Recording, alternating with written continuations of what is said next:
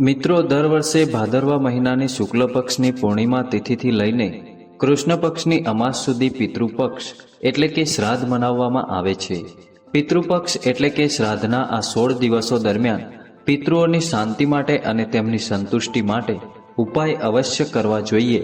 જે કોઈ વ્યક્તિ પૂરી શ્રદ્ધા અને સાચા ભાવથી પિતૃઓની મુક્તિની કામના કરે છે તેનાથી તેના પિતૃઓ ખૂબ જ પ્રસન્ન થાય છે અને સુખ સમૃદ્ધિના આશીર્વાદ આપે છે. આપણી સનાતન સંસ્કૃતિમાં પૂર્વજોના આશીર્વાદ પ્રાપ્ત કરવા ખૂબ જ મહત્વપૂર્ણ માનવામાં આવે છે. આપણા પૂર્વજોના આશીર્વાદ વિના આપણું કોઈ પણ કાર્ય સફળ થતું નથી.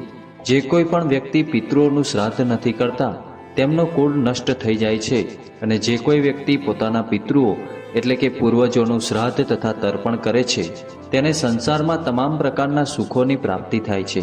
પિતૃપક્ષ દરમિયાન ભગવાન વિષ્ણુના આશીર્વાદ મેળવીને તમામ પૂર્વજો પોતાના પ્રિયજનોને આશીર્વાદ પ્રદાન કરવા માટે પૃથ્વી પર આવે છે અને પોતાના પ્રિયજનો દ્વારા સન્માન મેળવીને ખૂબ જ પ્રસન્ન થાય છે તથા તેમના દ્વારા અર્પણ કરવામાં આવેલા ભોજનથી સંતુષ્ટ થઈને તેમના પરિવારને આશીર્વાદ આપીને પિતૃઓ ફરીથી પિતૃલોકમાં ચાલ્યા જાય છે.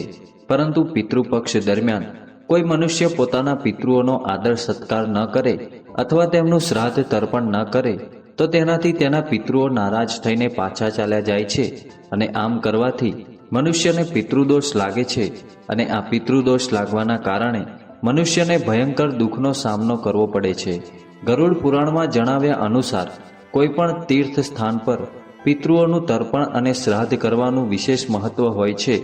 એવું માનવામાં આવે છે કે બદ્રીનાથ, ગયા, પ્રયાગ અને ચાણોદ આ તમામ તીર્થ સ્થળો પર પિતૃઓનું શ્રાદ્ધ કરવાથી પિતૃઓને મોક્ષ પ્રાપ્તિ થાય છે. પરંતુ શ્રાદ્ધ કરતા સમયે એક વાત ખાસ ધ્યાનમાં રાખવી જોઈએ કે શ્રાદ્ધ સાંજના સમયે અથવા રાત્રિના સમયે ભૂલથી પણ ન કરવું જોઈએ. પિતૃઓની પૂજા, તર્પણ, શ્રાદ્ધ વગેરે માત્ર દિવસ દરમિયાન જ કરવું જોઈએ. રાત્રિના સમયે તેમનું પૂજન કરવાથી નકારાત્મક શક્તિઓ ઘરમાં પ્રવેશ કરી જાય છે અથવા જે પિતૃઓ પ્રેત યોનિમાં હોય છે તે પણ ઘરમાં પ્રવેશ કરી જાય છે, જેના કારણે ઘરમાં મોટું સંકટ આવી પડે છે અને દુર્ઘટનાઓ થવા લાગે છે. તો મિત્રો, આજની વિડીયો ખૂબ જ ખાસ છે કારણ કે આજની વિડીયોમાં અમે તમને પિતૃઓને પ્રસન્ન કરવા માટે કયા મહત્વપૂર્ણ ઉપાય કરવા જોઈએ તેના વિશે સચોટ માહિતી આપવાના છીએ.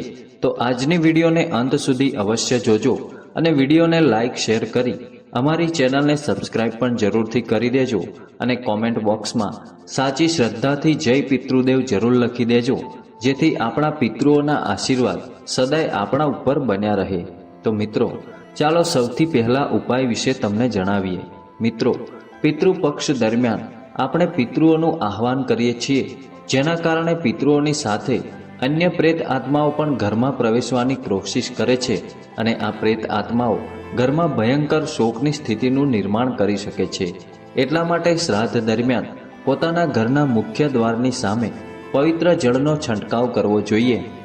આમ કરવાથી આપણા પિતૃઓ ખૂબ જ સંતુષ્ટ થાય છે અને સાથે સાથે નકારાત્મક શક્તિઓ પણ આપણા ઘરમાં પ્રવેશ કરી શકતી નથી. નંબર 2, પિતૃપક્ષમાં પિતૃઓની સંતુષ્ટિ માટે ભોજન બનાવવામાં આવે છે, પરંતુ અમુક લોકો આ ભોજનને માત્ર પિતૃઓની તસવીર કે ફોટા સામે રાખે છે, પરંતુ પિતૃઓ આ ભોજનને ગ્રહણ કરી શકતા નથી. એટલા માટે ભોજન સૌથી પહેલા ગાય, કૂતરો અથવા તો કાગડાને ખવડાવવું જોઈએ. આમ કરવાથી તમે બનાવેલું ભોજન પિતૃઓને પ્રાપ્ત થાય છે. ઉપાય નંબર 3, પિતૃપક્ષમાં પિતૃઓને પ્રસન્ન કરવા માટે તેમની તસવીરની સામે શુદ્ધ ઘીનો દીપક પ્રગટાવવો જોઈએ અને તમારાથી જે કંઈ ભૂલ થઈ હોય તેના માટે માફી માંગવી જોઈએ. પિતૃદેવ તમારી તમામ ભૂલોને માફ કરીને આશીર્વાદ પ્રદાન કરે છે. ઉપાય નંબર 4, જો કોઈ કારણસર પિતૃપક્ષમાં શ્રાદ્ધ અથવા તર્પણ ના કરી શકો તો પિતૃપક્ષ દરમિયાન દક્ષિણ દિશામાં પિતૃઓ માટે એક દીપક પ્રગટાવવો જોઈએ અને ગાય માતાને રોટલી ખવડાવવી જોઈએ અને દક્ષિણ દિશા તરફ મુખ રાખીને તમારા પિતૃઓની ક્ષમા માંગવી જોઈએ. 5મો ઉપાય, ભગવાન શ્રી કૃષ્ણ કહે છે, જે કોઈ મનુષ્ય પોતાના મૃત પરિજનો માટે તલનું દાન કરે છે તો તેના તમામ પાપોથી મુક્ત થઈ જાય છે અને તે વૈકુંઠમાં સ્થાન પામે છે.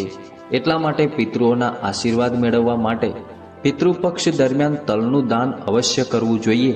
ઉપાય નંબર 7, પિતૃપક્ષમાં ભૂલથી પણ લીમડાનું વૃક્ષ, વડનું વૃક્ષ અથવા પીપળાનું વૃક્ષ ભૂલથી પણ ન કાપવું જોઈએ. આમ કરવાથી મનુષ્યને પિતૃદોષ લાગે છે. પિતૃપક્ષ દરમિયાન સાપને પણ ક્યારેય ન મારવો જોઈએ. પિતૃદોષથી બચવા માટે પિતૃપક્ષ દરમિયાન એક પીપળાનું વૃક્ષ અવશ્ય વાવવું જોઈએ. આમ કરવાથી તમામ દોષ નાશ પામે છે. ઉપાય નંબર 7. પિતૃઓને પ્રસન્ન કરવા માટે અને તેમના આશીર્વાદ મેળવવા માટે પિતૃપક્ષમાં તુલસીને તલ મિશ્રિત જળ અર્પણ કરીએ અને સાથે ભગવાન શ્રી હરિ વિષ્ણુને પોતાના પિતૃઓની શાંતિ માટે પ્રાર્થના કરવી જોઈએ અને ઓમ નમો ભગવતે વાસુદેવાય નમઃ આ મંત્રનું ઉચ્ચારણ કરવું જોઈએ. આમ કરવાથી તમારા સમસ્ત પિતૃગણ જે કોઈ સ્થાન પર હશે તેમની આત્માને શાંતિ પ્રાપ્ત થશે. ઉપાય નંબર 8. જો તમને તમારા પિતૃઓની મૃત્યુની તારીખ ખબર ન હોય તો તમારા પિતૃઓ માટે સર્વ પિતૃ અમાવસના દિવસે શ્રાદ્ધ કર્મ કરવું જોઈએ. સર્વ પિતૃ અમાસના દિવસે પીપળાના વૃક્ષમાં તલ, સફેદ ફૂલ તથા ચંદન ચડાવવાથી પિતૃદેવ અતિ પ્રસન્ન થાય છે. તો મિત્રો, ચાલો હવે તમને જણાવીએ કે ગરુડ પુરાણમાં જણાવ્યા અનુસાર એવા કયા કયા ભોજન છે જે પિતૃઓ માટે બનાવવા જોઈએ. નંબર 1. દૂધથી બનાવેલી ખીર. જો પિતૃપક્ષ દરમિયાન તમે અન્ય વ્યંજન ન બનાવી શકો અથવા તમારી પરિસ્થિતિ અનુકૂળ ન હોય તો પિતૃઓની તૃપ્તિ માટે દૂધથી ખીર અવશ્ય બનાવવી જોઈએ. કારણ કે ખીર પિતૃઓને ખૂબ જ પ્રિય હોય છે. પિતૃઓને ખીર અર્પણ કરવાથી પિતૃઓ ખૂબ જ પ્રસન્ન થાય છે. નંબર 2. ગરુડ પુરાણ અનુસાર કોળાનું શાક પિતૃઓને ખૂબ જ અધિક પ્રિય હોય છે. કારણ કે કોળાને સાત્વિક ભોજન માનવામાં આવે છે. જો તમે પણ શ્રાદ્ધનું ભોજન બનાવી રહ્યા હોય તો કોળાનું શાક અવશ્ય બનાવવું જોઈએ અને પિતૃઓનું સ્મરણ કરતા તેમને અર્પણ કરવું જોઈએ. નંબર 3. શુદ્ધ ઘીથી બનાવેલી રોટલી. પિતૃપક્ષ દરમિયાન શુદ્ધ ઘીથી પોતાના પિતૃઓ માટે રોટલી અવશ્ય બનાવવી જોઈએ અને તમારા પૂર્વજોને યાદ કરતા કરતા 1 રોટલી કાગડાને અને 2 રોટલી ગાયને અને 1 રોટલી કૂતરાને ખવડાવવી જોઈએ. આમ કરવાથી પિતૃઓના આશીર્વાદ પ્રાપ્ત થાય છે. નંબર 4. મગ દાળ અથવા અડદની દાળ. પિતૃપક્ષ દરમિયાન આ બંને દાળમાંથી કોઈ એક ભોજન અવશ્ય બનાવવું જોઈએ. જો તમે તમારા પિતૃઓની શ્રાદ્ધ તિથિ પર આ ભોજન બનાવો છો તો તમારા પિતૃઓ અત્યંત સંતુષ્ટ થાય છે. તેના સિવાય ઘઉંથી બનાવેલી ગળી પૂરી, મીઠા ગોળની રોટલી, મીઠા કેસરવાળા ચાવલ અને બેસનથી બનાવેલી વસ્તુઓ પણ પિતૃઓ માટે બનાવવામાં આવે છે, જે પિતૃઓને અર્પણ કરવાથી પિતૃઓ અતિ પ્રસન્ન થઈને તેને ગ્રહણ કરે છે. તો મિત્રો, આવો હવે જાણીએ કે પિતૃઓ માટે ભોજન બનાવતા સમયે કઈ કઈ વાતોનું ખાસ ધ્યાન રાખવું જોઈએ. મિત્રો, પિતૃઓને અર્પણ કરવા માટે બનાવેલ ભોજનને ભૂલથી પણ જૂઠું ન કરવું જોઈએ. ભોજન બનાવતા પહેલાં તમારે સંપૂર્ણ રીતે સ્વચ્છ અને શુદ્ધ હોવું જોઈએ.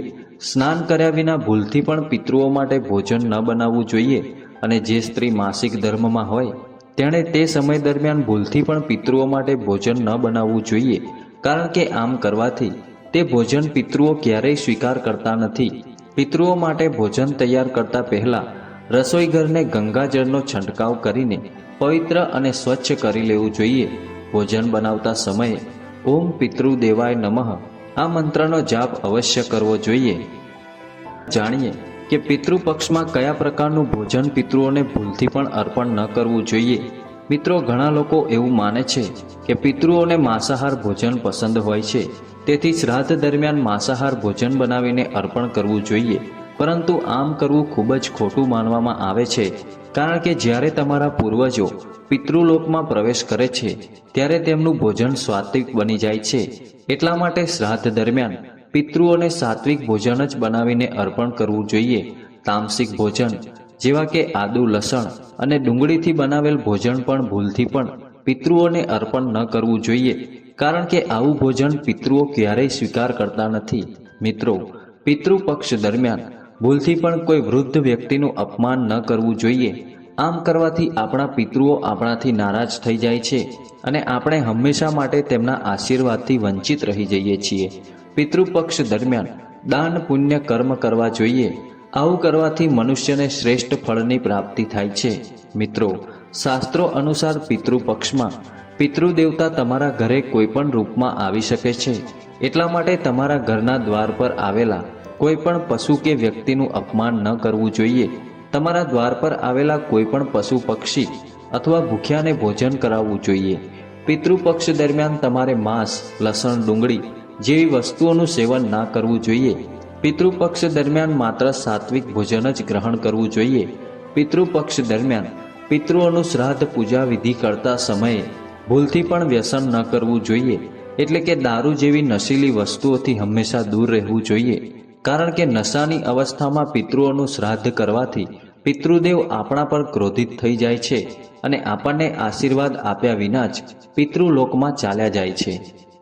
તો મિત્રો, આ પ્રકારે સંપૂર્ણ વિધિથી પિતૃઓની પૂજા કરીને તમે તેમના આશીર્વાદ પ્રાપ્ત કરી શકો છો. તો મિત્રો, આશા છે કે પિતૃપક્ષ અને શ્રાદ્ધ તર્પણ વિશે અમારા દ્વારા આપવામાં આવેલી માહિતી તમને જરૂર પસંદ આવી હશે. તો મિત્રો, આજની વિડીયોને લાઈક કરી વધુમાં વધુ શેર કરજો અને અમારી ચેનલને સબસ્ક્રાઇબ કરીને બાજુમાં આપેલ બેલ આઇકોનને પણ પ્રેસ કરી દેજો, જેથી અમારા આવનારા નવા વિડીયોની અપડેટ સૌથી પહેલાં તમને મળી શકે. જય શ્રી રામ, જય શ્રી કૃષ્ણ, હર હર મહાદેવ.